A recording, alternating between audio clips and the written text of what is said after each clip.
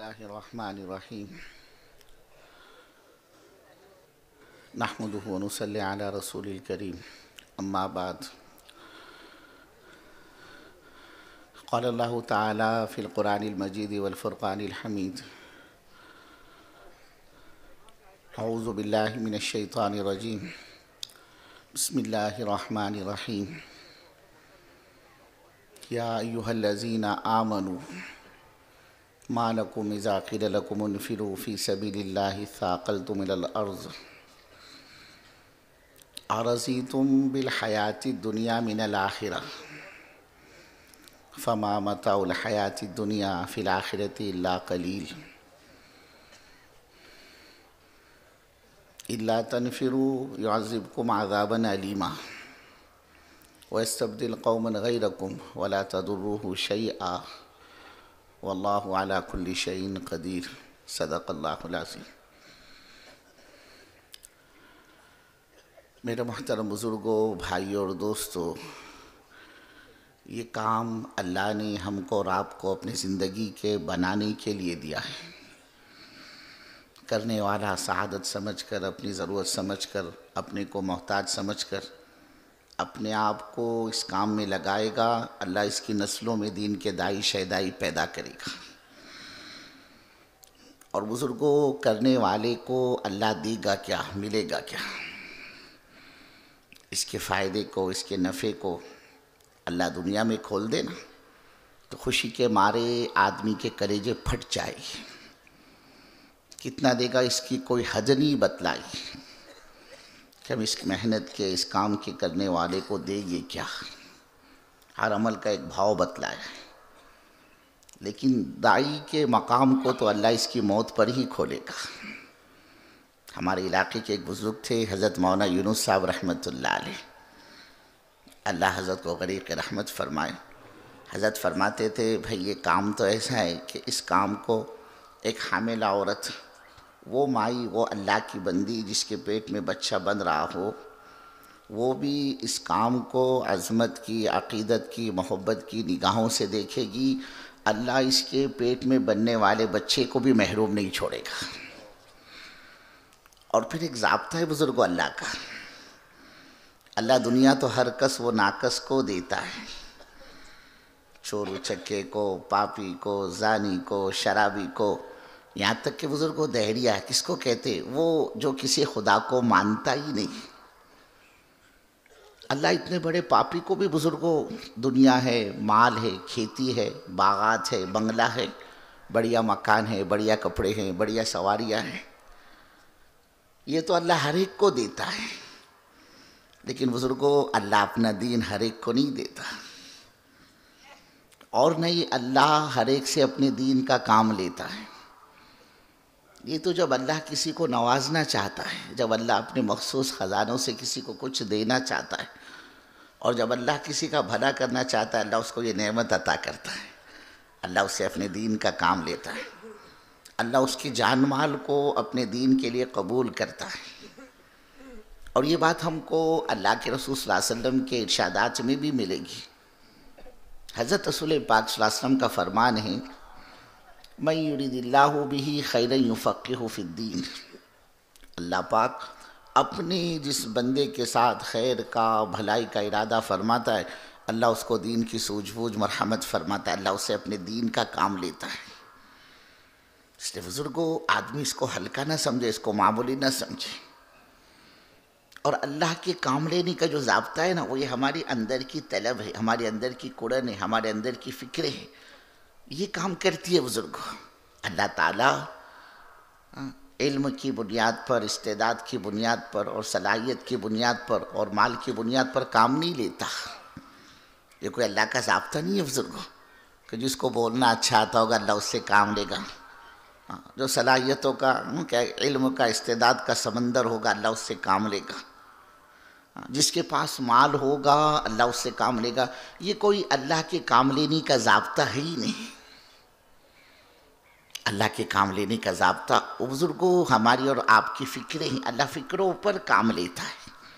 انلزمکموہا وانتم لہا کارہون، کرنے والا بیچارہ اندر سے مردار ہے، اس کو اللہ کے دین سے کوئی لینا دینا نہیں، اس کو حضرت محمد صلی اللہ علیہ وسلم کی بے دینی پر اس کا دل نہیں کڑتا، اس کے آنسو نہیں بہتے، اور اس کی غفلت بزرگوں، اس کی سستی، اس کی قائلی اور اس کی بے فکری پر اللہ اس کو نبھائے اور اللہ اس سے اپنے دین کا کام لے۔ اللہ کہہ رہے ہمارے بندوں کہ ہمارا دل اتنا گھٹیا اور گرا پڑا ہے، تمہارے نہ چاہتے ہوئے بھی ہم تم سے اپنے دین کا کام لیں۔ اس لیے بزرگوں، کام میں جو طالب ہوگا نا وہ کبھی محروم نہیں ہوگا، اور جو بے طلب ہوگا اللہ اس سے کبھی اپنے دین کا کام بھی نہیں لے گے۔ طلب بہت بڑی چیز ہے۔ دیکھو، نام ہے ابو طالب، کون ہے یہ؟ اللہ کے رسول صلی اللہ علیہ وسلم کے سگے چچا ہے، اور چچا کا مقام باپ کے برابر سرابر کا ہوتا ہے۔ باپ کے انتقال کے بعد چچا ہی کا مقام ہے۔ یہ ایسے چچا ہے بزرگوں اللہ کے رسول صلی اللہ علیہ وسلم کے، جنہوں نے ہر لائن سے اللہ کے رسول صلی اللہ علیہ وسلم کا ساتھ دیا، آپ کی بڑی خدمت کی ہے۔ اس لیے کہ اللہ کے رسول صلی اللہ علیہ وسلم جو دنیا میں تشریف فرما ہوئے، آپ تو یتیمی کی حالت میں دنیا میں آئے، اللہ نے آپ کو یتیم بنا کر بھیجا۔ آپ تو ابھی ماں کے پیٹ میں کہ والد محترم کا سایہ سر سے اٹھ چکا تھا۔ یہ عبد المطلب ہے جو اللہ کے رسول صلی اللہ علیہ وسلم کے دادا ہے۔ یہ آگے بڑھے کہ میں ان کی پرورش کروں گا۔ ایک وقت آیا بزرگوں، وہ بھی اللہ کو پیارے ہو گئے۔ اب یہ آگے بڑھے یہ چچا ابو طالب، جنہوں نے کہا کہ میں اپنے بھتیجے کی پرورش کروں گا، اور بہت خدمت کی ہے اللہ کے رسول صلی اللہ علیہ وسلم کی، بہت ساتھ دیا ہے۔ یہ ابو طالب کوئی معمولی آدمی نہیں تھے، باروب مکے کی مارکیٹ پر چھاپ تھی ان کی۔ حضرت رسول پاک صلی اللہ علیہ وسلم کے ساتھ ابو طالب ہوتے، کسی مائی کے لال کی کیا مجال کہ حضور پاک صلی اللہ علیہ وسلم پر نگاہ اٹھا کر بھی دیکھیں، اور محبت ایسی حضرت رسول پاک صلی اللہ علیہ وسلم سے کہ ابو طالب کی غیر موجودگی میں کوئی اللہ کے رسول صلی اللہ علیہ وسلم کو تکلیف پہنچاتا، ڈانٹ ڈپٹ کرتا، برا بھلا کہتا، اور بعد میں ابو طالب کو پتہ چل جاتا کسی نے میرے بھتیجے کے ساتھ یہ حرکت کی، یہ وہاں پہنچ جاتے اور اس کا بدلہ لے کر حضور کی خدمت میں حاضر ہوتے اور عرض کہتے بھتیجے تجھے فکر کی ضرورت نہیں، میں تمہارا بدلہ لے کر آیا ہوں۔ اندازہ لگاؤ حضور کو محبت کیسی تھی، عقیدت کیسی تھی۔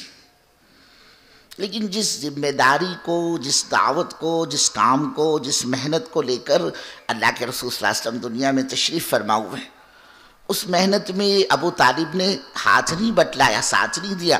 ایسے تو بہت خدمت کی اللہ کے رسول صلی اللہ علیہ وسلم کی، لیکن جو نبی کے دنیا میں آنے کا مقصد ہوا کرتا ہے دعوت، اللہ کے بندوں تک اللہ کی بات کو پہنچانا۔ اللہ کیسی قدرت والے، اللہ کیسی طاقت والی ہے، اللہ کی ربوبیت سمجھانا بندوں کو، اللہ کی عظمت کو بتلانا، اللہ کی بڑائی کو، اللہ کی کبریائی کو بتلانا، جو نبی کے دنیا میں آنے کا مقصد ہوا کرتا ہے۔ اور ہر نبی دعوت کو لے کر آیا بزرگوں، ہر نبی کے دنیا میں آنے کا مقصد ہی دعوت ہے۔ تو جس دعوت کو لے کر اللہ کے رسول صلی اللہ علیہ وسلم دنیا میں تشریف فرما ہوئے، اس دعوت میں ابو طالب نے ساتھ نہیں دیا بزرگوں، ہاتھ نہیں بٹلایا۔ اس ساتھ نہ دینے کی نحوست کیا بنی، اس ساتھ نہ دینے کا نتیجہ کیا نکلا؟ اللہ کے رسول صلی اللہ علیہ وسلم کے سگے چچا ہونے کے باوجود بھی ابو طالب کو ایمان نہیں ملا بزرگوں۔ بےمانی کی حالت میں، کفر کی حالت میں جنازہ اٹھا ابو طالب کا۔ کام کو کوئی حمایت کی، تعارف کی ضرورت اب باقی نہیں رہی بزرگوں، کام تو تعارف کی حد سے بہت آگے نکل چکا ہے۔ اللہ کی قسم، یہ آپ کے کوئی امراوتی میں 1,00,000 پوسٹر چھاپے نا دعوت و تبلیغ کے خلاف، آپ دیکھو گے کام کو رائی کے دانے کے برابر بھی فرق نہیں آئے گا۔ کام تو تعارف کی حد سے بھی آگے نکل چکا ہے، اور کام خطروں کی حد سے بھی آگے نکل چکا ہے۔ اب کام کو کوئی خطرہ نہیں، ہاں خطرہ کام کرنے والوں کو ہے۔ ہماری غفلت، ہماری بے فکری، ہماری بے اصولی، اس سے کام کو نقصان پہنچتا ہے۔ چاہے کوئی کتنی مخالفت کرے، اس سے کام کو نقصان نہیں پہنچتا۔ آپ ضروری ہماری تگڑم بازی، ہمارا انتشار، ہمارے دلوں کی پھٹن، یہ کام کو نقصان پہنچاتی۔ تو یہ ابو طالب ساتھ تو بہت دیا اللہ کے نبی صلی اللہ علیہ وسلم کا، لیکن مقصد میں ہاتھ نہیں بٹلایا۔ اس ہاتھ نہ بٹلانے کا نتیجہ کیا نکلا کہ سگے چچا ہے اللہ کے رسول صلی اللہ علیہ وسلم کے، لیکن ایمان نہیں ملا بزرگوں۔ آخری وقت ابو طالب کا، ان کے انتقال سے پہلے مکے کے کچھ چودھری وہ اللہ کے رسول صلی اللہ علیہ وسلم کی خدمت، اللہ کے رسول صلی اللہ علیہ وسلم کی شکایت لے کر ابو طالب کے پاس پہنچے اور شکایت کی اللہ کے رسول صلی اللہ علیہ وسلم کی کہ آپ اپنے بھتیجے کو سمجھائیں، انہوں نے جو دعوت کی، محنت شروع کی، اس سے ہماری قوم میں ایک انتشار پیدا ہو گیا، پھوٹ پڑ گئی ہے، آپ ان کو روکیں، منع کریں ان کو۔ ابو طالب نے اپنے بھتیجے کو طلب کیا، آپ آئے، کہا کیا بات ہے چچا جان؟ کہا بھتیجے یہ مکے کے کچھ چودھری ذمہ دار قسم کے لوگ ہیں، یہ آئے کچھ یہ کہنا چاہتے ہیں۔ کہا چچا جان کیا کہنا چاہتے ہیں؟ اب ان چودھریوں نے کہنا شروع کیا، اے محمد صلی اللہ علیہ وسلم، آپ نے جو یہ محنت شروع کی نا، دعوت کی، یہ کلمے کی، آپ اس سے باز آ جائیں، اس سے ہماری قوم میں انتشار ہو رہا ہے، آپ کیا چاہتے، کیا چاہیے آپ کو؟ مال چاہیے؟ ہم مکے کا سارا مال لا کر آپ کے قدموں میں ڈال دیں گے، مکے کے مارکیٹ میں آپ کے برابر کا کوئی دوسرا مالدار نہیں ہوگا، سب سے بڑے دھنی، سب سے بڑے مالدار مکے کے تم ہی کہنا ہوگی۔ اور اے محمد صلی اللہ علیہ وسلم، اگر آپ کو عہدہ چاہیے، کرسی چاہیے، آپ بڑا بننا چاہتے ہیں، تو ہم سارے قبائل کے سردار مل کر آپ کی خدمت میں حاضر ہوئے، ہم سب مل کر آپ کو اپنا بڑا ماننے کے لیے تیار ہیں، جتنے قبائل عرب ہیں تمام قبائل پر آپ کی حکومت ہوگی، اے محمد صلی اللہ علیہ وسلم آپ کے حکم کے بغیر پتا بھی حرکت نہیں کرے گا۔ اور اے محمد صلی اللہ علیہ وسلم آپ یہ بھی سن لیجئے کہ اگر آپ کا نکاح کا ارادہ ہے، آپ کو کوئی خوبصورت لڑکی کی تلاش ہے، تو مکے میں جتنی حسینائیں اور جمیلائیں ہیں ان تمام کو لا کر ہم آپ کے قدموں میں ڈال دیں گے، آپ جتنوں سے چاہے اتنوں سے نکاح کر لو۔ اور اے محمد صلی اللہ علیہ وسلم نعوذ باللہ اگر آپ کا دماغ خراب ہو گئے، کوئی جنون کا، سحر کا، جادو کا اثر ہے، آپ کہہ دو تو ہم اس کا علاج کرنا بھی جانتے ہو، کہو کیا کہتے ہو؟ اللہ کے رسول صلی اللہ علیہ وسلم نے جواب میں فرمایا چچا جان آپ ان مکے والوں سے کہہ دو کہ یہ لا کر میرے ایک ہاتھ میں چاند رکھ دے اور دوسرے ہاتھ میں سورج رکھ دے، جب بھی چچا جان میں اس کام سے، میں اس محنت سے باز آنے والا نہیں ہوں۔ کیا مطلب چاند و سورج کا ہاتھ میں لا کر رکھ دینا؟ کہ جس طرح چاند و سورج کا ہاتھ میں لا کر رکھ دینا ناممکن ہے، بالکل اسی طرح یہ بھی ناممکن ہے کہ میں اس دعوت کی محنت کو چھوڑ دوں، انہیں جو کرنا ہے وہ کر لے۔ اس پر بزرگوں ابو طالب نے کیا جواب دیا؟ کہا بھتیجے پھر میرا جواب بھی سن لو کہ تمہیں جو کرنا ہے وہ کر لو، لیکن یہ بھی سن لو کہ میں تمہارے کام میں ساتھ نہیں دوں گا، میں ہاتھ نہیں بٹاؤں گا تمہارا ساتھ دینا یعنی سارے قبائل عرب سے دشمنی مول لینا، یہ کون کرے گا؟ ہاں تمہیں جو کرنا ہے وہ کر لے۔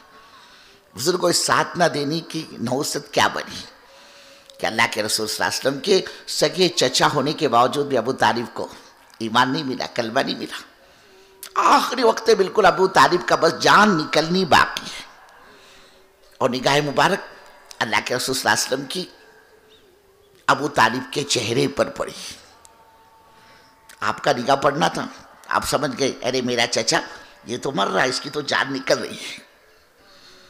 اللہ کے رسول صلی اللہ علیہ وسلم نے اپنے مرتے ہوئے چچا سے فرمایا جن کی جان نکل رہی تھی، کہا چچا جان کیا؟ کہا صرف ایک مرتبہ میں جس کلمے کو لے کر آیا ہوں، میں جس کلمے کی دعوت دیتا ہوں، آپ بھی اس کلمے کو چپکے سے خاموشی سے میرے کان میں پڑھ کر سنا دو، باقی آگے کا جو بھی ہوگا وہ سب میں سنبھال لوں گا، آپ اتنا تو کرو کہ میں جس کلمے کی دعوت دیتا ہوں آپ اس کلمے کو ایک مرتبہ کسی کو پتہ بھی نہیں چلے گا میرے کان میں پڑھ کے سنا دو۔ کیا کہا بزرگ ابو طالب نے؟ کہا بچی جی میرا بھی جی چاہتا ہے کہ میں اس کلمے کو پڑھوں اور تمہاری آنکھوں کو ٹھنڈک پہنچاؤ، تمہارے دل کو ٹھنڈک پہنچے، لیکن بھتیجے بات اصل میں یہ ہے، یہ جو میرے خاندان کی عورتیں، مکہ کی عورتیں، قریش کی عورتیں، یہ میرے کو بزدل کہے گی، تانا دے گی کہ ابو طالب کیسا بزدل آدمی نکلا، موت کے ڈر سے باپ دادا کا جو پرانا دین تھا اس کو چھوڑ دیا اور بھتیجے کا نیا دین قبول کر لیا، لوگ میرے کو بزدل کہیں گے۔ اس لیے مرتے ہوئے ابو طالب نے کہا اے محمد صلی اللہ علیہ وسلم آپ صاف سن لیجئے، آپ کے دین سے میرا کوئی تعلق نہیں، میں تو یہ اپنے باپ دادا کے دین پر مرتا ہوں، یہ کہا اور ابو طالب کی جان نکلی ہے۔ اللہ کے رسول صلی اللہ علیہ وسلم بہت تکلیف ہوئی، آپ پر بڑی گرانی، صدمہ ہوا آپ کو کہ ہائے میں اپنی چچا کو کلمہ نہیں پڑھا سکا، میرا چچا اور جہنم میں جائے، نبی کا چچا اور جہنم، میرا چچا اور جہنم، بہت تکلیف ہوئی اللہ کے رسول صلی اللہ علیہ وسلم کو، آپ سے رہا نہیں گیا۔ آپ نے وہی چچا کے جنازے پر، چچا کی لاش پر کھڑے کھڑے فرمایا، چچا جان کل قیامت کے میدان میں اللہ کی یہاں آپ کی سفارش کروں گا، میں مانگوں گا اللہ کی یہاں پر آپ کو۔ بزرگوں، اللہ کے نبی کا یہ فرمانا تھا، یہ سارے کائنات کا نظام حرکت میں آ گیا۔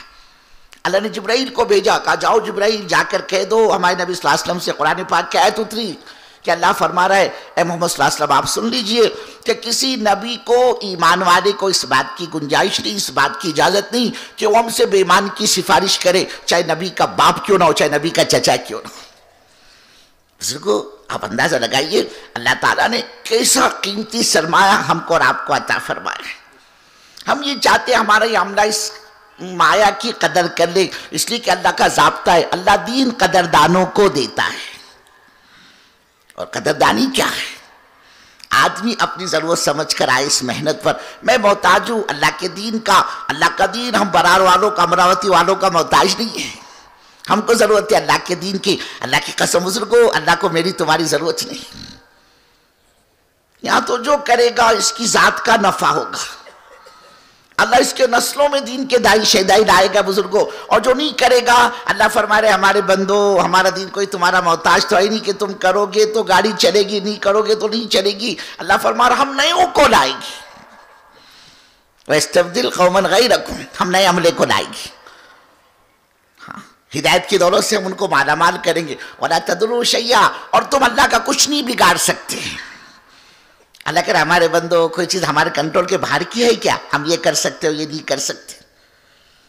اللہ کہہ رہا ہر چیز ہمارے کنٹرول میں، ہر چیز ہمارے قبضے قدرت میں، ہم تو سعادت سمجھ کر اس محنت پر آئے۔ اور دیکھو اللہ نے سارے مسئلے کا حل اس محنت کو بنایا ہے، جون سی نوعیت کا میرا تمہارا مسئلہ ہو، ہر مسئلے کا حل یہ محنت ہے، سارے فتنوں کا توڑ یہ دعوت ہے بزرگ۔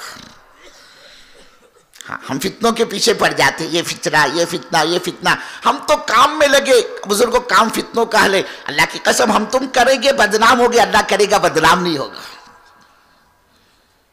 ہر فتنے کا حل دیکھیں، اللہ کے رسول صلی اللہ علیہ وسلم دنیا سے پردہ فرما گئے، کیسے فتنے ابل پڑے بزرگوں، ارتداد کا فتنہ، جھوٹے نبوت کے دعوے داروں کا فتنہ، زکوٰۃ کے انکار کا فتنہ، چاروں طرف فتنے ہی فتنے مدینے کے اطراف میں۔ اور اللہ کے رسول صلی اللہ علیہ وسلم نے اپنے دنیا سے جاتے جاتے ایک جماعت تیار کی، کام سارے مسائل کا حل ہے بزرگوں، چاہے وہ انفرادی مسئلہ ہو چاہے وہ اجتماعی مسئلہ ہو، ہر مسئلے کا لیے محنت ہے۔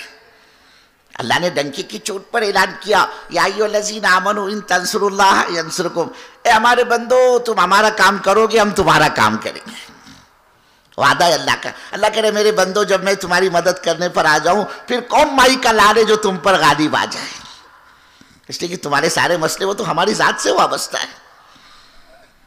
تو یہاں اللہ کے نبی صلی اللہ علیہ وسلم نے جماعت تیار کی، اس کی ترتیب بنی، اس کا تفقت ہوا، اس کا رخ طے ہوا، اس کا ذمہ دار طے ہوا۔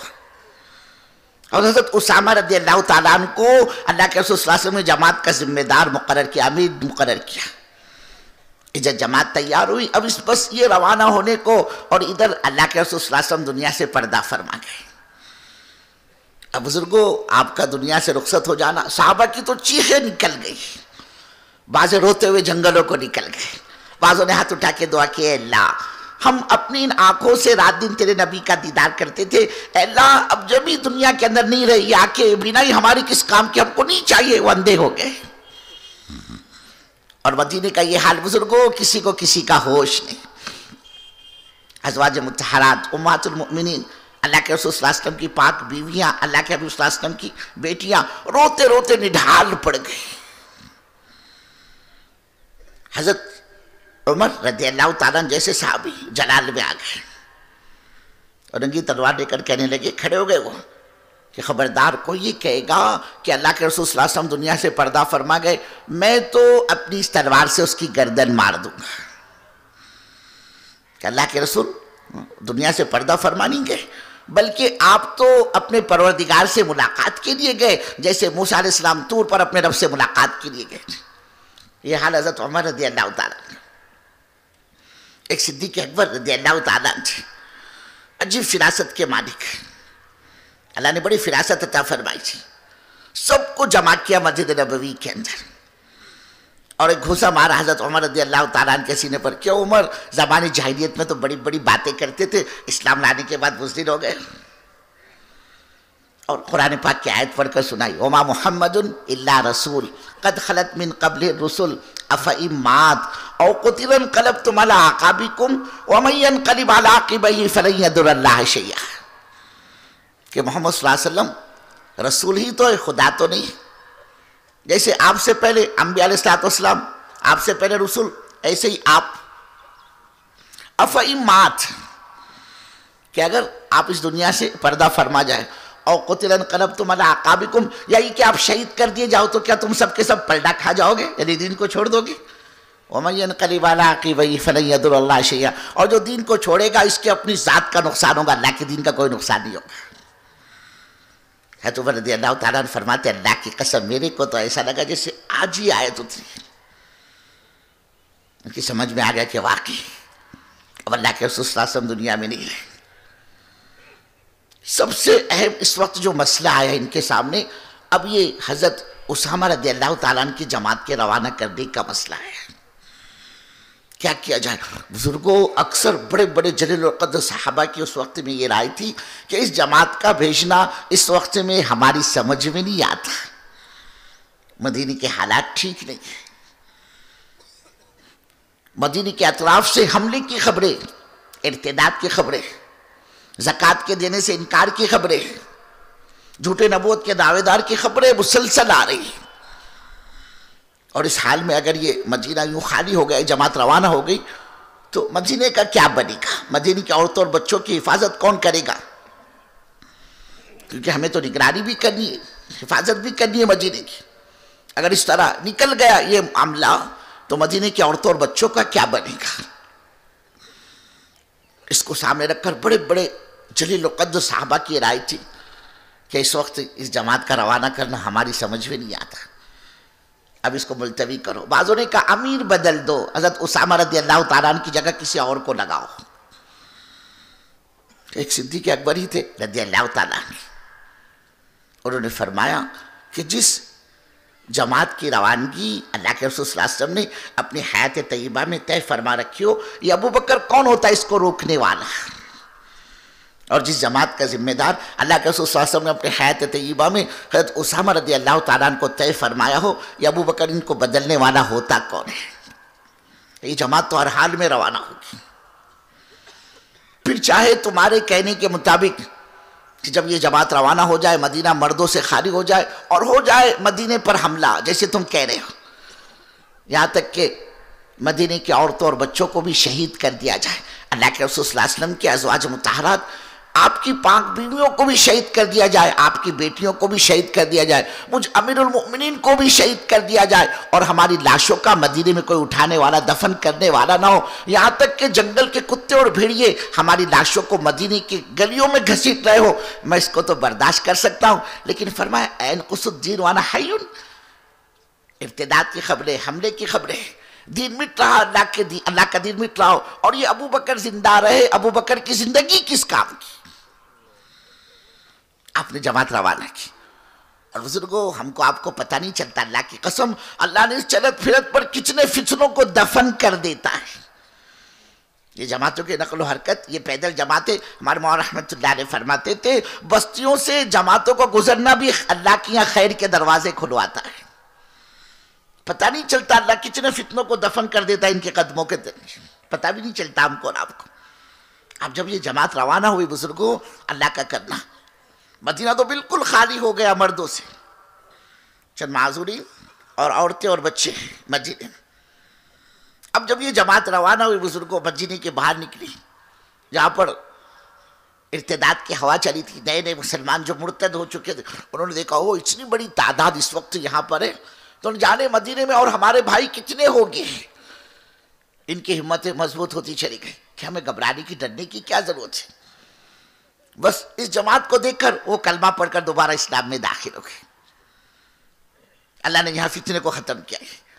پھر جماعت آگے بڑھی جہاں پر زکوٰۃ کے دینے سے انکار کیا جا رہا تھا. انہوں نے دیکھا کہ بابا اتنا بڑا مجمع یہاں پر آیا ہے، اتنی بڑی تعداد، اتنی بڑی جماعت یہاں آئی ہے، اور اگر ہم نے گڑبڑ کی، زکوٰۃ کے دینے سے انکار کیا، یہ ہم کو چھوڑیں گے نہیں، جس طرح دیتے ویسے دیتے رہو، اسی میں اپنی عافیت ہے. وہ فتنہ وہاں ختم ہوا. مزید آگے بڑھے جہاں پر بزرگوں تیاریاں چل رہی تھی مدینے پر حملے کی. انہوں نے دیکھا ابھی حال میں ان کے نبی صلی اللہ علیہ وسلم دنیا سے پردہ فرما گئے، ابھی حال میں زیادہ وقت نہیں گزرا، اور یہ اتنی بڑی جماعت یہاں آ گئی تو نہ جانے اور مدینے میں کتنے ہوں گے. کہ صاحب مدینے والوں سے مقابلہ ہمارے بس کی بات نہیں ہے. وہ ان کے حوصلے پست ہونے شروع ہو گئے بزرگوں، ہمتیں ختم ہو گئی، ٹوٹ گئی ہمت. اور یہ مزید آگے بڑھا، یہ جماعت آگے بڑھی جہاں پر نبوت کے جھوٹے دعوے دار تیار ہوئے تھے کہ میں نبی ہوں، کہتے تھے میں نبی. اور انہوں نے دیکھا اوہو اتنی بڑی تعداد یہاں آئی ہے، یہ جماعت مسلمانوں کی، ذرا ہم نے گڑبڑ کی ہے تو ہماری گردن ماری ہے. جتنی تیزی کے ساتھ فتنے کھڑے ہوئے تھے نا بزرگوں، اللہ نے اتنی تیزی کے ساتھ ان فتنوں کو دفن کر کے بتلایا. یہ اس چلت پھرت کی برکت ہے، یہ کام کی برکت ہے. ہم کہتے ہیں ہمارا عملہ کام کو بڑھائے، محنت کو بڑھائے، قربانی کو بڑھائے، فکروں کو بڑھائے. ہاں یہ پرانا یہ آگے بڑھے گا، اس کی قربانی آگے بڑھے گی. کہ صاحب اللہ اپنے کو معاف فرمائے. اب تو بزرگوں عزائم کے اندر ایسی بزرگوں کھوکھلا پن کہ ایک مرتبہ 4 مہینے لگ گئے، ہمارے ساتھی سمجھتے بھائی میں تو دعوت کا تبلیغ کا پرانا ہو گیا، میرے کو تو سرٹیفکیٹ مل گیا دعوت کا تبلیغ کا، اب میں بیرون بھی جا سکتا، اب نظام الدین دوما کے لیے میرے دروازے کھل گئے اور میرے کو پرانوں میں جوڑ. بزرگوں ہمارے یہاں پرانا اس کو نہیں کہتے، سب 4 مہینے لگ گئے تو یہ پرانا ہو گیا. پرانا تو آدمی صفات کے اعتبار سے ہوتا ہے، جیسے صحابہ صفات کے اعتبار سے جانے جاتے تھے کہ صاحب یہ حنین میں بھی تھے، یہ تبوک میں تھے، یہ بدر میں تھے، یہ خندق میں تھے، یہ عذاب میں تھے، اللہ نے ان کی برکت سے آیتیں اتاری. وہ تو صفات کے اعتبار سے پہچانے جاتے تھے. ہم یہ چاہتے ہیں ہمارا یہ عملہ قربانی میں آگے بڑھے. یہ بزرگوں پرانا آگے بڑھے گا، اللہ ان پرانوں کے ہاتھوں نیوں کو تیار کرے گا. جس میں نیوں کی تربیت ہوگی، پرانوں کی ترقی ہوگی. اور بزرگوں بڑوں کی بڑی باتیں اپنے کو تو کہتے ہوئے بھی ڈر لگتا ہے. ہمارے حضرت مولانا رحمۃ اللہ علیہ فرماتے تھے جب یہ پرانا جان بچائے گا، جی چھڑائے گا، اللہ نیوں کو آگے لائے گا، پرانوں کی ہو جائے گی چھٹی، اللہ میری تمہاری حفاظت فرمائے. اس لیے بزرگوں جان بچانے میں فائدہ نہیں، یہاں تو جان جھونکنے میں فائدہ ہے. کھچنا ہوا اس کو مت دیکھو، باقی پر نگاہ ڈالو گے تو پتہ چلے گا. اللہ کی قسم امت کی 5% بھی ابھی دین پر نہیں آئی، 95% بے دینی کی زندگی گزار رہی ہے. چلو گے پھرو گے بزرگوں، اللہ امت کے حالات کھولے گا. اس وقت امت کا کیا حال ہے؟ ہمارے یہاں بمبئی کا اجتماع تھا، اور بمبئی کیا ہے بزرگوں؟ انسانوں کا سمندر ہے. وہاں تو آدمی کو سر کھجانے کی فرصت نہیں، مصروف ترین زندگی. آدمی ایسے استعمال ہوتا ہے وہاں بزرگوں جیسے مشینیں استعمال ہوتی. وہاں جھاڑو مارنے والے کو بھی کہو گے نا تھوڑا سا وقت کہ میں بزی ہے، میرے کو ٹائم نہیں ہے، فرصت نہیں میرے کو، ہر آدمی مصروف. بزرگوں وہاں تو حال یہ ہے آدمی صبح نکلتا ہے 5 بجے 6 بجے اپنے گھر سے، اور رات کو 10 بجے 11 بجے 12 بجے مہینوں گنتی اس کو اپنے بچے کا چہرہ ہنستا کھیلتا نظر نہیں آتا. صبح نکلا اللہ کا بندہ بچے سو رہے تھے، رات 12 بجے لوٹا بچے سو رہے. مصروف ترین زندگی. حضرت مولانا رحمۃ اللہ علیہ حیات تھے، حضرت نے اجتماع بمبئی میں طے کیا. اب ذہن یہ تھا بمبئی کیا ہے، سارا ہندوستان بمبئی ہے، ہر صوبے کا آدمی آپ کو بمبئی میں ملے گا، گجرات کا، کرناٹک کا، راجستھان کا، بہار کا، بنگال کا، اڑیسہ کا، آسام، ہر صوبہ آپ کو بمبئی میں ملے گا. یعنی بمبئی پر محنت ایک طرح پورے ہندوستان پر محنت. اور ہوتا یہ بزرگوں بعض مرتبہ آدمی اپنے وطن میں اپنے مقام پر تو کام میں نہیں لگتا، کہیں اور چلا گیا روزی روٹی کے چکر میں، کمائی کے معاملے میں، وہاں تبلیغ والوں کے ہاتھ لگ گیا، ماشاءاللہ ذمہ دار بن گیا، کام کرنے والا بن گیا. اپنے مقام پر تھا تو ہاتھ رکھنے نہیں دیتا تھا. ہوتا ہے. بہرحال حضرت نے بمبئی کو محنت کا میدان بنا. 6-8 مہینے پہلے حضرت اپنے عملے کے ساتھ بمبئی پہنچ گئے، کھار مرکز کو ٹھیا بنایا حضرت. اب 25-30 کا حضرت کے ساتھ قافلہ مولانا کے ساتھ. صبح فجر کی نماز کے بعد بمبئی کے 50-100 جمع ہو جاتے ہیں. پورے دن بھر کا بمبئی کا نظام بنتا ہے محنت کا کہ بھئی کسی کو چھوڑنا نہیں، اپارٹمنٹوں میں، رو ہاؤس میں، جھوپڑ پٹیوں میں. اور شاپنگ سینٹروں کے اندر اور مارکیٹوں میں اور بازاروں میں ہر طبقہ محنت کا میدان بنے. ذہن یہ تھا کہ امت کے ایک ایک فرد تک اللہ اس کے رسول کی بات پہنچے. ساتھیوں نے محنت کی. بزرگوں عجیب عجیب کارگزاریاں اس وقت سامنے آئی. ہمارے ایک ساتھی نے کارگزاری سنائی کہ پہنچے وہ بالکل ہائی فائی علاقہ بمبئی کا، باندرا جوہو کا بیچ، جوہو بیچ، باندرا بیچ کا علاقہ. دریا سے بالکل سمندر سے لگے لگے مکانات بزرگوں، اور ایک ایک مکان وہ ایک ایک رو ہاؤس کروڑوں روپیوں کا. بالکل بمبئی کا وی آئی پی طبقہ وہاں رہتا ہے. ہمارے ساتھیوں کو پتہ چلا کہ اس رو ہاؤس میں کوئی ہمارا ایمان والا مسلمان بھائی آباد ہے. اب یہ بیچارے کسی کو چھوڑتے تو نہیں، تبلیغ والے ٹرین میں ہو کہ پلین میں ہو کہ بس میں ہو، یہ تو ہر جگہ پہنچتے ہیں ماشاءاللہ. ہمارے ساتھی وہاں بھی پہنچ گئے. اب وہ بڑا آدمی تھا، اس نے ملنا چاہا ساتھیوں نے، تو ملاقات کے لیے اس نے وقت نہیں دیا. کہا میں مصروف ہوں، آپ کو اپائنٹمنٹ چاہیے، مجھ سے ملنا ہو، آپ ایک ہفتے کے بعد آئیے. ہمارے ساتھی کا کوئی بات نہیں، ہم ایک ہفتے کے بعد آئیں گے. ہفتہ گزرا، ہمارے ساتھی پہنچے، ملاقات کی. اب اس کا ذہن یہ تھا کہ بھئی یہ کسی مدرسے کے تعلق سے، مسجد کے تعلق سے کچھ لینے دینے کے آئے ہو گے. کہ کیا چاہیے آپ کو، کہاں سے آئے ہو؟ کہ بھئی ہم کو کچھ چاہیے نہیں، ہم کچھ لینے کے لیے نہیں آئے، بلکہ ہمارے آنے کا یہ مقصد ہے. اس نے بات سنی، کہا آج تک تو میرے پاس اس طرح سے کوئی آیا نہیں. ہمارے ساتھیوں نے کہا ہاں یہ ہمارا قصور کہ ہمارے آپ تک پہنچنے میں دیر ہو گئی. بہرحال ساتھیوں نے اس سے بات چیت کی اور اسے اجتماع میں آنے کی دعوت تھی. اب وہ بڑا آدمی تھا، تقریباً عمر بھی ہوگی 70-75 کی، اور وہ ریٹائر ہو گیا تھا اور ہندوستان کے مختلف صوبے میں اس نے سروس کی. جب ریٹائر ہو گیا تو اس نے اپنا ٹھیا بمبئی کو بنایا. اب بمبئی میں رہتا تھا. ساتھیوں نے دعوت دی. اس نے اپنے پی اے سے کہا کہ بابا ان کی تاریخ جو ہے نا یہ نوٹ کر، یہ تاریخ کسی کو دینا نہیں، اپنے کو جانا ہے اجتماع میں. اب اجتماع کا دن آیا، وہ پہنچا اللہ کا بندہ اجتماع میں، پورے اپنے سیکورٹی کے ساتھ، پوری فورس کے ساتھ، اپنی اسپیشل گاڑی میں آیا. عام طور پر اپنے اجتماع جمعہ سے شروع ہوتے ہیں.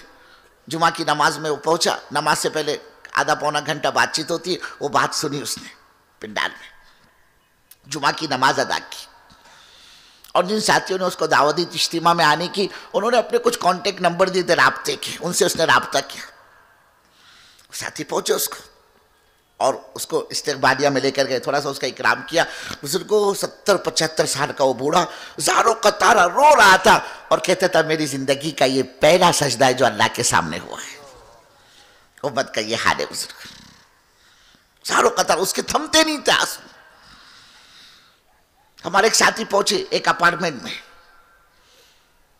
بات چیت کی تو پتہ چلا کہ شوہر ماشاءاللہ ایمان والا ہے اور بیوی وہ ایمان سے کوری.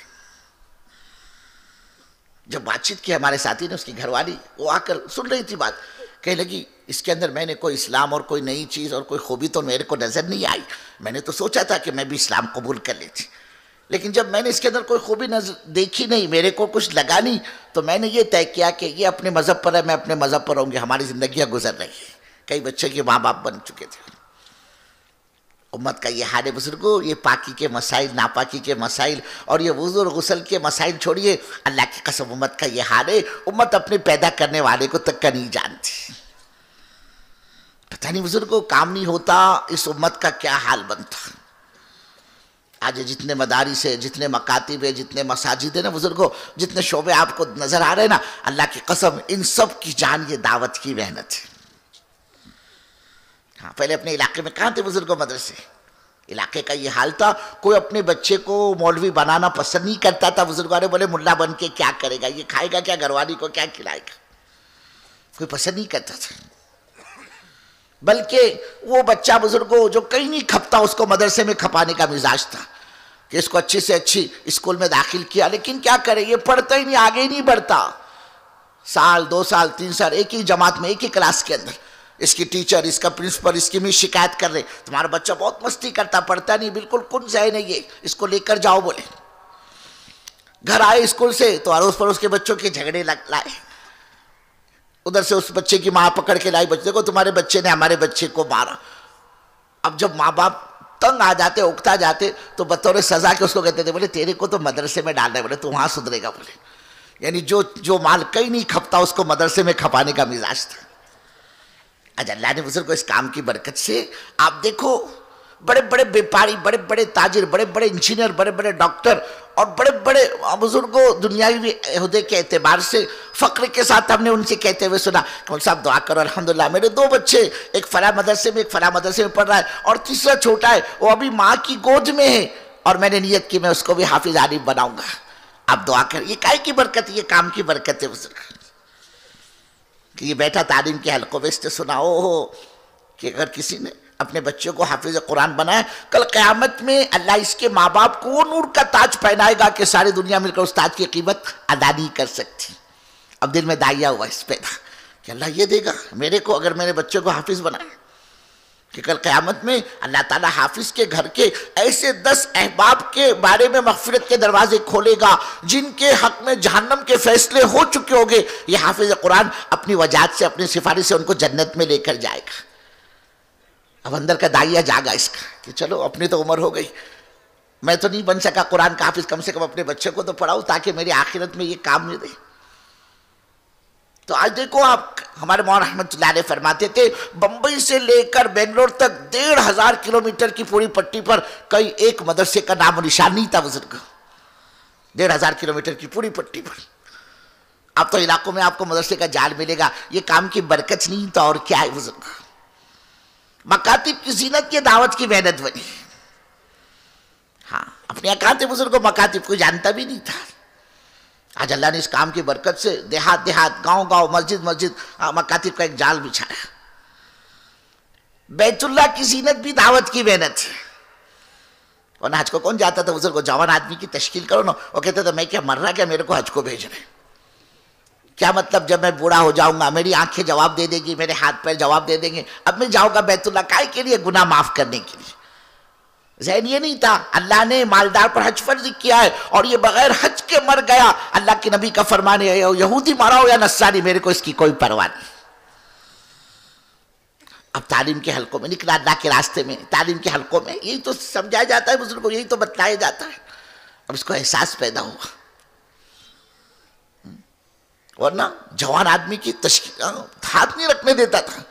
کائے کو بھیج دے بولے میرے کو, یعنی جب بوڑھا ہو جاؤں گا تب حج کے لیے. اور پھر جوانی میں تو نہیں جاتا, بڑے میاں کو بچے تیار کرتے, ابا جاؤ نا, بولے اب کیا رہ گیا, بولے جاؤ حج کر کے آؤ. اب یہ بڑے میاں جاتے نا, اب یہ خوش ہو کر نہیں جاتے تھے, روتے ہوئے پتہ نہیں میں زندہ واپس آتا کیا نہیں. اس لیے حاجی صاحب رو رہے کائے کو رو رہے, بولے پتہ نہیں زندگی کا بھروسہ نہیں بولتا.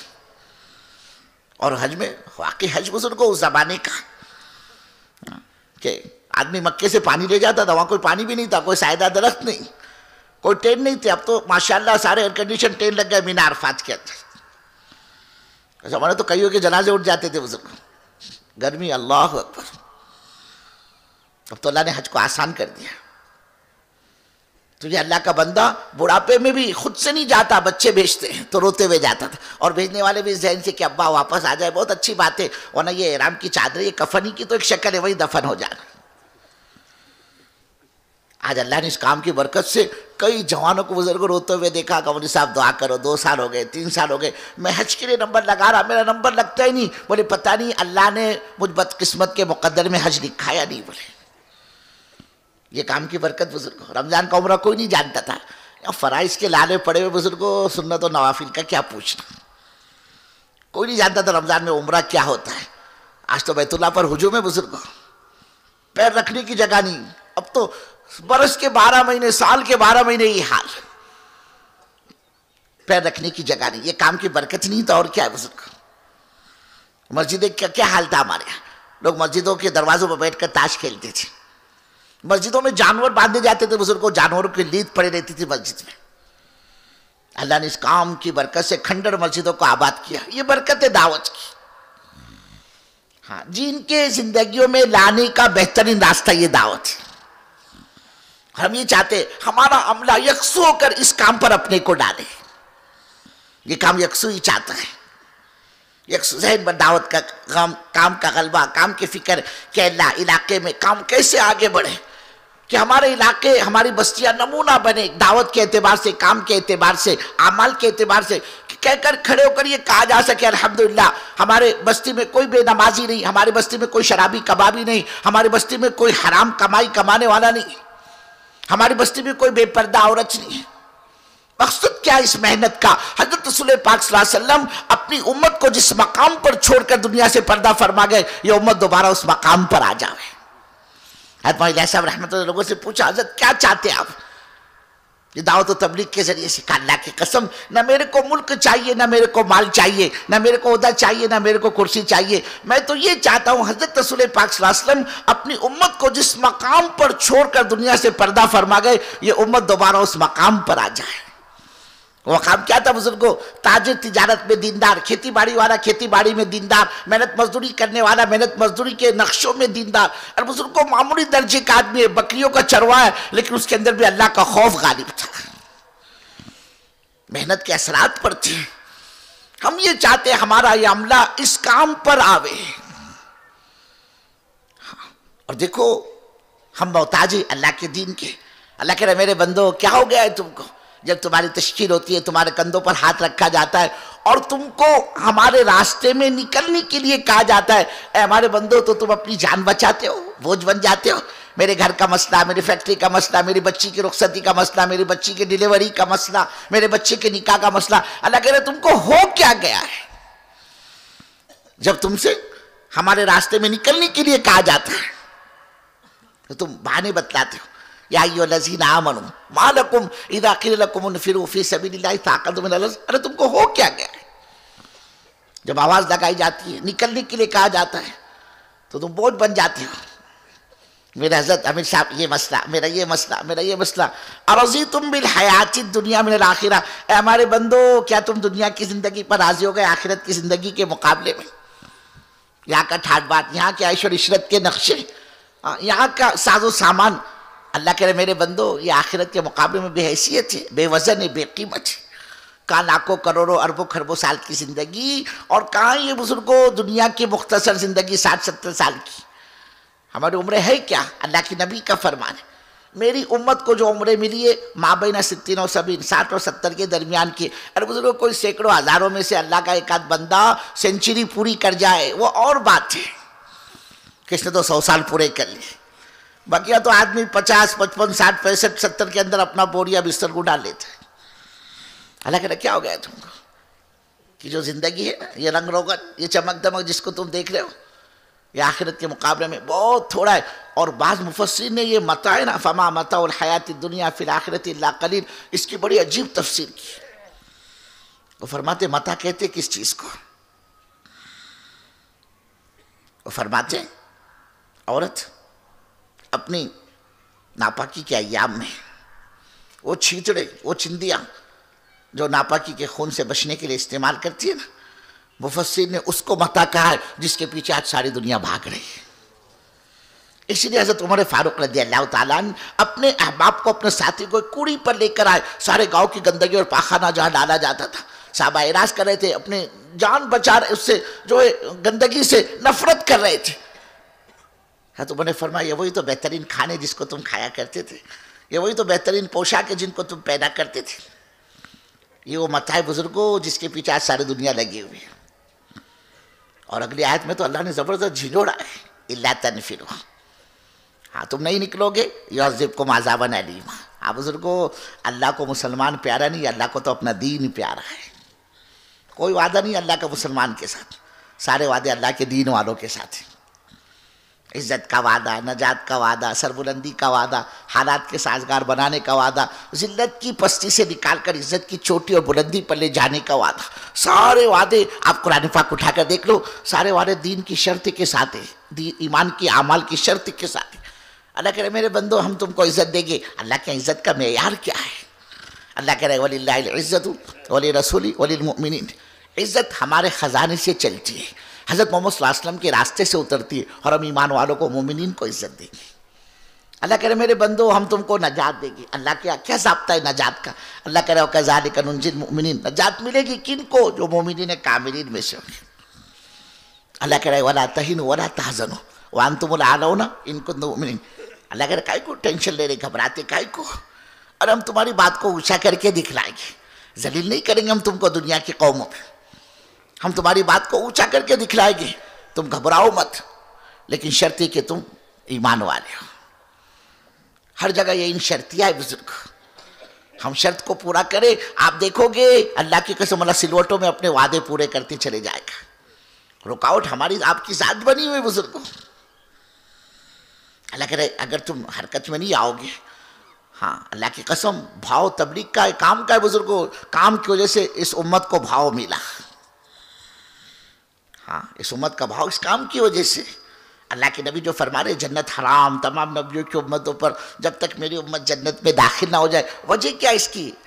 اللہ نے اس کے حوالے نبیوں والا کام دیا کہ حضرت رسول پاک صلی اللہ علیہ وسلم پر نبوت کا دروازہ تو بند ہو گیا بزرگوں، لیکن کار نبوت اللہ نے اس امت کے حوالے کر دیا۔ اب اس امت کا پی ایچ ڈی، اس امت کا ایم کام، اس امت کا LLB، اس امت کا ہاتھ لاری لگانے والا، اس امت کا مونگ پھلی بیچنے والا، اس امت کا ڈاکٹر، اس امت کا وکیل، اس امت کے مفتی صاحب، اس امت کا محدث اور اس امت کا مفسر، اللہ کی قسم سب اللہ کے دین کے ذمہ دار ہیں۔ یہ دعوت کسی ایک کی ٹھیکیداری اور اجارہ داری نہیں ہے بزرگوں کہ بھائی یہ کام بولے تبلیغ والے کرے اور بولے میرا تبلیغ سے کوئی تعلق نہیں۔ اللہ کی قسم یہ یہاں تو اپنی جان بچا سکتا ہے، اللہ کی اپنے کو نہیں بچا سکتا۔ سب سے بڑا مجرم ہے بزرگوں جو دین کے تقاضوں سے دعوت سے اپنی جان بچاتا۔ پتہ نہیں امت کا کیا ہو گیا، شراب پینے کو امت گناہ سمجھتے، زنا کو امت گناہ سمجھتے، چوری جھوٹ اور ڈکیت کو امت گناہ سمجھتی ہے، ارے بزرگوں دعوت کی محنت کو چھوڑنے کو امت گناہ نہیں سمجھتی، جبکہ یہ مہا پاپ ہے، سب سے بڑا گناہ ہے۔ جب دعوت زندگیوں سے نکلتی ہے اس کے نتیجے میں بے دینی کی فضا عام ہوتی ہے، جس کے نتیجے میں ساری گندگیاں پھر وجود میں آتی۔ انبیاء صلی اللہ علیہ وسلم کے آنے سے پہلے امت کا کیا حال ہوتا؟ نبی آتے ان کے ساتھ ان کی دعوت آتی، جس کے نتیجے میں زندگیوں سے دین آتا، گندگیاں صاف ہوتی چلی جاتی۔ جہاں نبی گئے ان کے ساتھ ان کی دعوت گئی، ان کا دین گیا، نتیجہ کیا آتا؟ امت پھر دوبارہ گندگیوں میں مبتلا ہو جاتی۔ آج امت نے اس کو سمجھا ہی نہیں کہ میرا وظیفہ حیات ہے، میری زندگی کا مقصد ہے۔ اللہ نے جو اس امت کی اپنے پاک کلام میں تعریف کی، اس کی وجہ کیا بزرگوں؟ ہم سے پہلے بھی تو امت دنیا میں آئی، ہم ایسے کون سے سرخاب کے پر لگے ہوئے؟ اللہ ہم جیسے گرے پڑو کہ اپنے پاک کلام میں تعریف کر رہا ہے تم بہترین امت ہو، وجہ کیا اس کی؟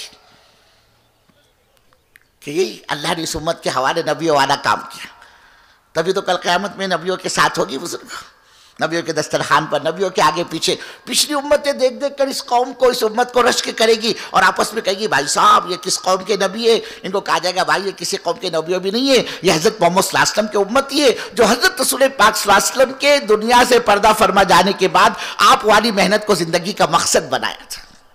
یہ وہ ہیں جن کے آج تم تھاٹ بات دیکھ رہے ہو۔ اللہ کی اب اس کو مقام ملا اس کام کی بدولت بزرگوں۔ اللہ کہہ رہے بندو، اے ہمارے بندو، الا تنفروا، اگر تم حرکت میں نہیں آؤ گے اور نہیں نکلو گے، یعذبکم عذابا الیما، اللہ تمہیں دردناک عذاب میں مبتلا کر دے گا۔ رہ گیا اللہ کے دین کا مسئلہ، دین کا کیا ہوگا؟ اللہ کہہ رہے وہ کسی کے محتاج تو ہم ہے نہیں، وَيَسْتَبْدِلْ قَوْمًا غَيْرَكُمْ، نئی قوم کو لائے گے ہم اور اس کو ہدایت کی دولت سے مالا مال کر دیں گے۔ وَلَا تَضُرُّوا شَيْئًا، اور تم ہمارا کچھ نہیں بگاڑ سکتے۔ واللہ علی کل شیء قدیر، کہ ہم تو ہر چیز پر قدرت رکھنے والے۔ کئی فرمایا وَاسْتَبْدِلْ قَوْمًا غَيْرَكُمْ ثُمَّ لَا يَكُونُوا أَمْثَالَكُمْ، ہم نئے عملے کو لاؤ گے اور تم سن لو وہ تمہاری طرح نہیں ہوگے۔ حدیث قدسی ہے بزرگوں، کس کو کہتے ہیں حدیث قدسی؟ مضمون ہو اللہ کا، زبان ہو نبی کی۔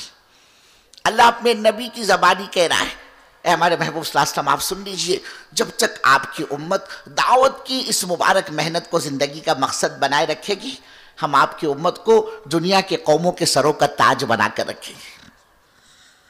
اللہ اپنے نبی سے فرما رہے ہیں ہم آپ کی امت کو دنیا کے قوموں کے سروں کا تاج بنا کر رکھیں گے۔ اور اے ہمارے محبوب صلی اللہ علیہ وسلم آپ سن لیجئے، جب آپ کی امت دعوت کی اس مبارک محنت کو زندگی کا مقصد بنائے گی، ہم آپ کی امت کی دعاؤں کو ایسے قبول کریں گے جیسے نبیوں کی دعاؤں کو ہم قبول کرتے۔ کیسے قبول ہوتی تھی بزرگوں نبیوں کی دعا؟ بنی اسرائیل یہ آئی حضرت موسیٰ علیہ السلام کے پاس اور آ کر شکایت کی آپ اللہ کے نبی دعا کرو، ہم پیاسے، ہمارے جانور پیاسے۔ پانی کا ایک بوند نہیں ہے ہمارے پاس پینے کے لیے، آپ اللہ سے دعا کریں وہ ہمارے پانی پینے کے پانی کا انتظام کریں۔ حضرت موسیٰ علیہ السلام نے وہی بیٹھے بیٹھے ہاتھ اٹھایا، اللہ سے پانی مانگا۔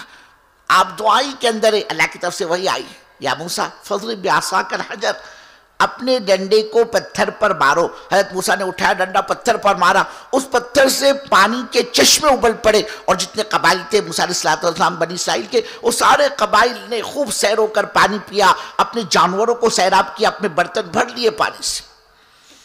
پھر تھوڑا سا وقت نہیں گزرا کہ پھر آئی قوم، اے موسیٰ اپنے پروردگار سے دعا کرو۔ بابا کائی کی دعا ابھی تو کی تھی، کہا وہ تو ہمارے پینے کے پانی کا انتظام، ہمارے کھانے کا کیا؟ حضرت موسیٰ نے پھر ہاتھ اٹھایا، پھر اللہ کی طرف سے وہی آئی، کہا موسیٰ یہ ان سے کہو یہ من اور سلوا ہے، اس کو کھاؤ اور ہمارا شکر ادا کرو، یہ پاک حلال روزی ہم نے آسمان سے اتاری۔ تو ہمارے محبوب صلی اللہ علیہ وسلم آپ سن لیجئے، جب آپ کی امت دعوت کی اس مبارک محنت کو زندگی کا مقصد بنائے گی، ہم آپ کی امت کی دعاؤں کو بھی ایسے ہی قبول کریں گے جیسے ہم نبیوں کی دعاؤں کو قبول کرتے ہیں۔ اور آگے فرمایا، اے ہمارے محبوب صلی اللہ علیہ وسلم آپ یہ سن لیجئے، جب آپ کی امت اس کام سے جان بچائے گی، جی چرائے گی، جسے آج ہوتا ہے نا اللہ معاف فرمائے گا، میرا ارادے میں نام لکھو، بولے انشاءاللہ، ارادے میں، کہ بزرگوں گھر والی کے پاس جانے کے لئے تو بولے میرا ارادہ ہے۔ بزرگوں کاروبار میں فیکٹری اور کارخانے کے لیے آدمی نہیں کہتا، بولے میرا ارادہ ہے جانے کا، وہاں تو آدمی اپنی ضرورت سمجھ کر جاتا ہے، اور اللہ کے دین کا معاملہ ہے بزرگوں اللہ اپنے کو معاف فرمائے، ہم ارادوں میں کام کرتے ہیں۔ دنیا کے اندر آدمی اپنی ضرورت اس کو کہنا نہیں پڑتا، بابا اتنی تیز سردی ہے، سخت گرمی پڑ رہی ہے، کائے کو جاتا دکان میں فیکٹری میں، کائے کو جاتا، تیرے کو لو لگ جائے گی، تیرے کو بخار آئے گا، وہاں تو اپنی ضرورت سمجھ کے جاتا ہے۔ اور اللہ کے دین کا معاملہ ہے، بولے میرا ارادہ ہے 4 مہینے کا، دعا کرو، بولے اللہ میرا نکلنا آسان کرے، وہاں تو گاڑی دعاؤں پہ چلتی ہے۔ اللہ کہہ رہے ہیں آپ سن لیجئے ہمارے محبوب صلی اللہ علیہ وسلم، جب آپ کی امت جان بچائے گی اس محنت سے، اس کام سے، جی چھڑائے گی، ہم آپ کی امت پر ایسے جابر اور ظالموں کو لا کر مسلط کر دیں گے جو آئے دن آپ کی امت کو گاجر مولی کی طرح صاف کرے گی۔ 1400 سال پہلے اللہ کے نظام میں یہ چیز طے ہو چکی ہے، اللہ کی قسم ساری دنیا میں لیکن اس کو نہیں بدل سکتی۔ جب آپ کی امت اس کام کو چھوڑے گی تو ہم آپ کی امت پر ایسے جابر اور ظالموں کو لا کر مسلط کر دیں گے جو آئے دن آپ کی امت کو گاجر مولی کی طرح صاف کریں گے۔ اور اے ہمارے محبوب صلی اللہ علیہ وسلم آپ سن لیجئے، جب آپ کی امت دعوت کی اس مبارک محنت کو چھوڑے گی جس کے نتیجے میں ہم آپ کی امت کی دعاؤں کو رد کرتے چلے جائیں، جب آپ کی امت دعوت کی اس مبارک محنت کو چھوڑ دے گی تو ہم آپ کی امت کی دعاؤں کو رد کرتے چلے جائیں گے، پھر یہ امت بھاگے گی ادھر ادھر، چلو بولے فلاں جگہ بہت بڑے اللہ والے بڑے بزرگ ان کی خدمت میں حاضر ہو گئے، ان کو امت کی دکھیا سنائے گی، حضرت دعا فرمائے، امت لٹ رہی، امت کٹ رہی، امت برباد ہو رہی، امت تباہ ہو رہی ہے، آپ دعا فرمائیں امت کا کٹنا، امت کا لٹنا، امت کا تباہ ہونا، امت کا برباد ہونا بند ہو جائے، امت کی جان مال عزت آبرو کی حفاظت ہو جائے۔ اے ہمارے محبوب صلی اللہ علیہ وسلم آپ سن لیجئے، جب وہ ہمارے برگزیدہ اور نیک بندے بھی ان کے حق میں دعاؤں کے لیے ہاتھ اٹھائیں گے، ہم اپنے ان برگزیدہ اور نیک بندوں کی دعاؤں کو بھی رد کرتے چلے جائیں گے۔ بزرگوں کوئی راستہ نہیں اپنے کو پنپنے کا، بننے کا، اللہ نے کام دیا ہے، ہم یہ چاہتے ہمارا یہ عملہ اس کام کی قدر کر لیں۔ ضابطہ اللہ کا، اللہ دین قدردانوں کو دیتا ہے، دنیا تو ہر ایک کو ملتی ہے بزرگوں، اطاعت گزاروں کو بھی اور نافرمانوں کو بھی، لیکن دین وہ اللہ کی قیمتی سرمایہ سمجھا جاتا ہے جو اللہ ہر ایک کو نہیں دیتا، یہ تو قدردانوں کو ملتی۔ اس لیے یہ پورا مجمع طے کر لے بزرگوں، انشاءاللہ اپنے کو موت تک اللہ کے دین کا کام کرنا ہے، کرو گے نا بزرگوں؟ اور اس کے لیے بزرگوں اپنے قربانی کے معیار کو بڑھائیں، کہ ایک مرتبہ 4 مہینے لگ گئے، اب اس کا مطلب تھوڑی کہ بزرگوں چھٹی ہو گئی اپنی، اب ضرورت نہیں، یہ جتنا آگے بڑھے گا اللہ اتنا اس کو آگے بڑھائے گا، راستہ کھلا ہوا ہے بزرگوں۔ ہم یہ چاہتے بھئی چلے والے 4 مہینے پر، 4 مہینے والے سالانہ 4 مہینے پر آئے، ان کی قربانی کا معیار بڑے ہیں، ملکوں کے تقاضے بزرگوں اس وقت میں ہمارے سامنے، ملکوں کے تقاضے، اور ممالک ان کی ٹنکیاں بندھی ہوئی ہے کہ بھئی ہندوستان کی جماعتیں ہمارے یہاں پر آوے، نظام الدین والے ہمارے یہاں پر آئے، اور براہ راست ہم ان سے دین کو سیکھے، کام کو سیکھے، دعوت کو سیکھے۔ اس لیے اس وقت کئی تقاضے ہیں۔ ایک تقاضا تو یہ بزرگوں، یہ بیٹھا ہوا عملہ نقد اس وقت 4 مہینے کے ارادے کریں، اور دیکھو آخری بات ہے، روزی کا مالک اللہ ہے، روزی کا مالک اللہ ہے۔ ایک آدمی صبح سے لے کر شام تک گارے مٹی میں کام کرتا ہے، بزرگوں اللہ اس کے مقدر کی دو روٹی اس کو دیتا ہے۔ ہم تم حضرت محمد صلی اللہ علیہ وسلم کے دین کا کام کریں گے، اللہ میرے کو تم کو کیسے بھوکا مارے گا؟ بزرگوں اللہ کی کوئی غیرت ہے کہ نہیں؟ جب بنیوں والی محنت پر اللہ دیتا ہے تو نبیوں والی محنت پر اللہ کیوں نہیں دے گا؟ اور کتنا دیا صحابہ کو، کوئی حد ہے بزرگوں؟ دانتوں سے پتے چاپنے والے، پیٹوں پر پتھر باندھنے والے، اپنی ذلت کو اللہ کے دین پر لگا۔ اللہ نے دنیا میں ایسی عزت دی جن سے بکریاں نہیں چرائی جاتی تھی، اللہ نے ملکوں کی گورنریاں ان کے قدموں میں لا کے ڈالی۔ ہاں، جن کے پیٹوں پر پتھر بنے رہتے تھے بزرگوں، اللہ نے اس کام کی برکت سے اتنا نوازا کہ صحابہ نے پھاوڑوں سے سونا کاٹ کاٹ کے تقسیم کیا ہے، پھاوڑوں سے۔ اپنی ذلت کو اللہ کے دین پر لگا، اللہ نے دنیا میں سچی عزت دی۔ حضرت عمر فرماتے تھے، عمر تیرا کیا حال تھا؟ تیری ماں تیری خالہ تیرے کو بکریاں دے کر جنگل میں بھیجتے، عمر لے جا تو اس کو چرا کر لا، تو بکریاں لے جاتا جنگل میں چھوڑ دیتا اور پہاڑ کے کسی چٹان پر پتھر پر سر رکھ کر سو جاتا۔ تیری ماں تیرے خالہ آتی، تیرے کو سویا ہوا دے کر تھپڑ مار کر جگاتے اور کہتے عمر تو سونا، تیرے کو ہوش نہیں، آج 4 بکری بھیڑیا کھا گیا۔ ارے عمر تو بڑا ہو کر کرے گا کیا؟ تجھ سے بکریاں نہیں چرائی جاتی؟ فرماتے تھے اللہ کی قسم وہ میری بے دینی کی لعنت تھی، یہ آج میرے ایمان کا کمال ہے جو اللہ نے میرے کو ملکوں کا گورنر بنایا ہے۔ دین آئے گا نا بزرگوں، اللہ خیر کے دہانے کھولے گا، برکتوں کے دروازے کھولے گا۔ اللہ کی ذات پر نگاہ رکھ کر تو دیکھیں، ایسے راستے سے روزی پہنچائے گا بزرگوں۔ اللہ کہہ رہے میرے بندے، جہاں سے نہ ہونے کا تجھ کو 100% یقین ہوگا، میری عزت کی قسم میں وہیں سے تیری ضرورت کو پورا کر کے بتلاؤں گا۔ جب نگاہ جماؤ گے نا اللہ کی ذات پر، ایسے راستے سے انتظام ہوگا، سوچ عقل حیران ہو جائے گی، یہ میرا بنا کیسے کام؟ ہاں، حضرت سیدنا داؤد علیہ نبینا علیہ السلام، اللہ نے ایک وقت میں 2 چیزیں دی تھی ان کو، نبوت بھی اور بادشاہت بھی۔ رات کو اپنا بھیس بدل دیتے، سول لباس میں لوگوں سے ملاقاتیں کرتی، پوچھتے بھائی داؤد کیسا آدمی، داؤد کیسا آدمی، داؤد کیسا آدمی، کہ بھائی عوام سے کوئی شکایت ہو تو پتہ تو چلے۔ ایک دن اللہ نے ایک فرشتے کو بھیجا انسان کی شکل میں۔ حضرت داؤد علیہ السلام نے اس سے پوچھا، اے بھائی داؤد کو جانتے ہو؟ کہاں جانتا ہو، کیسا آدمی ہے؟ کہا آدمی تو بہت اچھا ہے، آدمی بہت اچھے، لیکن ان کے اندر ایک کمزوری ہے، کمی ہے۔ کائے کی کمی؟ کمزوری کیا؟ کہ اللہ کے دین کا کام کرتے ہو، تنخواہ بیت المال سے لیتے، یہ کمی ہے۔ میں اللہ کے دین کا کام کرے تو اللہ کی ذات پر نگاہ جمائے، بیت اللہ سے لینے کی کیا ضرورت ہے؟ اب بزرگوں ملک کے بادشاہ کی تنخواہ کہاں سے ہوتی ہے؟ ملک کے خزانے سے، بیت المال سے۔ لیکن حضرت داؤد علیہ السلام نے طے کیا اپنے کو اللہ کے دین کا کام کرنا ہے اور اللہ ہی سے لینا ہے۔ ہاں، ہم کو اللہ کے دین کا کام کر کے اللہ ہی سے لینا ہے۔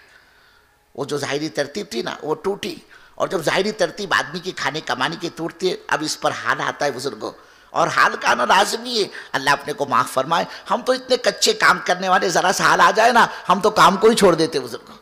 حالانکہ یہ حال ترقی کے لیے ہوتا ہے، یہ حال تربیت کے لیے ہوتا ہے۔ اللہ کہہ رہے جب تم کہو گے نا ہم کرتے، ہم پالتے، ہم سے ہوتا ہے، کہ بھائی اللہ کرتے، اللہ پالتے، اللہ سے ہوتا ہے۔ اللہ کہہ رہے میرے بندو میں تمہارے اس بول کا امتحان لوں گا، وَلَنَبْلُوَنَّكُمْ بِشَيْءٍ مِّنَ الْخَوْفِ وَالْجُوعِ وَنَقْصٍ مِّنَ الْأَمْوَالِ، نرم کرم سے گزارے گی۔ اللہ کہہ رہا ہم تم کو کبھی جان میں نقصان، کبھی مال میں، کبھی تمہارے باغات میں سنترے کے، کبھی پھلوں میں، ہم لائیں گے حالات، اور ہم تم کو دیکھیں گے تم کچے کتنے پکے کتنے۔ ضابطہ ہے اللہ کا، اللہ خود کہہ رہا ہے۔ اب حضرت داؤد پر حال آیا، تنخواہ لینی بند کی تو فاقے آئے، خود بھوکے، گھر والی بھوکی، گھر آئے، اللہ کی بندی کچھ ہے کھانے کو؟ اس نے کہا میں بھی آپ کے ساتھ 3 دن سے فاقے سے۔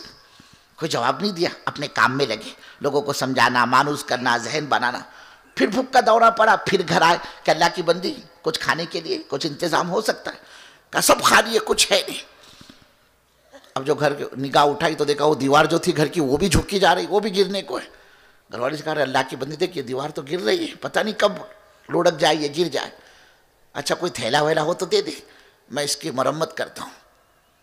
گھر والی نے خالی بوری، تھیلا کیا کہتے ہیں آپ کے یہاں، تھیلے کہتے ہیں، وہ پکڑا دیا۔ حضرت داؤد علیہ السلام اس کو لے کر باہر آئے، اپنے ہاتھوں سے مٹی سے اس تھیلے کو بھرا اور اپنی کمر پر لاد کر گھر لے آئے۔ لیکن گھر تک پہنچتے پہنچتے حال خراب ہو گیا، بھوک، کئی دن کا فاقہ، تو اپنی کمر سے تھیلا اتارا اور یہ خیال کیا کہ پھر کسی موقع پر دیوار مرمت کروں گا۔ گھر سے نکلے، اپنے کام میں لگ گئے، لوگوں کو سمجھانا، مانوس کرنا، ذہن بنانا، دعوت دینا ان کو۔ پھر بھوک کا دورہ پڑا، پھر گھر آئے تو کیا دیکھا گھر میں گھر والی روٹیاں پکا رہے ہیں۔ اس نے کہا اللہ کی بندی یہ روٹی، آٹا کہاں سے آیا؟ اس نے بڑے اطمینان سے کہا وہ جو آپ دہلیز سے گھر کے دروازے سے آپ آٹے کا تھیلا آٹے کی بوری رکھ کر گئے میں نے اس میں سے آٹا نکالا. کہ اللہ کی بندی کیا بات کرتی ہے, اللہ کی قسم میں نے اپنے ہاتھوں سے مٹی اس تھیلے میں بھری تھی. گھر والے نے کہا میں بھی قسم کھا کر کہتی ہوں کہ اللہ کی قسم میں نے اسی بوری سے آٹا نکالا ہے. تو یہ بات پکی ہے بزرگوں کہ مٹی آٹا بن نہیں سکتی, لیکن جب اللہ کی ذات پر نگاہ رکھ کر چلو گے نا, اللہ کی قسم اللہ میرے تمہارے یقین و گمان کے خلاف کر کے بتلائے گا. لیکن آپ کہوں گے ٹھیک ہے مولوی صاحب یہ تو ایک وقت کا ہو گیا, میرے گھر میں تو بہت برکت ہے, اور مسلمان کے گھر میں برکت ہونی بھی چاہیے کہ ماں ہیں, بچے ہیں, بہنیں ہیں. کتنے دن, ایک دن ختم ہوں گی, آگے کا کیا؟ اللہ کہہ رہا میرے بندو جب میری ذات پر نگاہ رکھ کر چلو گے نا, میں تمہیں کرنے کے کام سلجھاؤں گا, اب تم کو آئندہ کرنا کیا ہے. اللہ نے حضرت داؤد کے لیے کیا انتظام کیا کہ داؤد سب سے زیادہ جو سخت چیز ہوتی ہے پتھر سے زیادہ لوہا, اس لوہے کو ہم تمہارے ہاتھوں میں موم کی طرح مسکے کی طرح نرم بنا دیں گے کہ لوہا تمہارے ہاتھ میں آئے گا وہ مسکا اور موم بن جائے گا. اب تم جو چاہے اس کا بنا لو, چھری بناؤ, چاقو بناؤ, تالا بناؤ, چابی بناؤ, جو بنانا ہو بناؤ اور بازار میں بیچ کر اپنی ضرورت پوری کرو. تو روایتوں میں آتا ہے حضرت داؤد علیہ السلام اپنے ہاتھوں سے زیرہ بناتے تھے اور ان کی وہ زیرہ 600 درہم میں مارکیٹ میں بازار میں بکتی تھی. تو جب کرنے کے کام کرو گے نا اللہ یوں سلجھائے گا, پھر روزی روٹی کا انتظام کرے گا. اس لیے روزی کا مالک تو اللہ ہے بزرگوں. اللہ کی ذات پر اعتماد, اللہ کی ذات پر توکل, اللہ کی ذات پر بھروسہ کر کے بتلاؤ اس وقت نقد 4 مہینے کے لیے کس کا ارادہ ہے؟ کھڑے ہو جاؤ بھائی, اللہ جانوں میں مالوں میں خوب برکت عطا فرمائے. کون دے گا بھائی 4 مہینے نقد؟ ماشاءاللہ لکھو بھائی, اللہ قبول فرمائے.